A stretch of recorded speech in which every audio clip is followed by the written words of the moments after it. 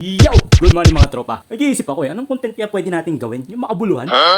Yung may mapupulutan kayo ng aral. What? Yung magkakapera kayo. Yung sa content kayo titingin, hindi sa mukha ng content creator. So eto na nga mga tropa. Meron ako naisip na content na kung saan ipapasok natin doon yung munting negosyo ko, which is yung pagbebenta ng laruan. So starting tomorrow mga tropa, mag-iipon na tayo. Hindi mag-iipon para yumaman. Mag-iipon para magkaroon tayo ng pera. Tapos at the end of the month, gagastusin rin natin. Ganito lang kasimple yung gagawin natin. Every day, mapamaliit man o malaki yung kita natin, iipunin natin. So since ang bayad sa atin ng mga customer ko is through GCash, kinausap ko na si Missy, sabi ko, mahal, pwede ba na magka-cash out ako? Dahil syempre, magbabayad ako sa kanya. 10 pesos kada 1,000. So ganito na nga, magka-cash out tayo. Tapos, for example, 150 sa araw na to.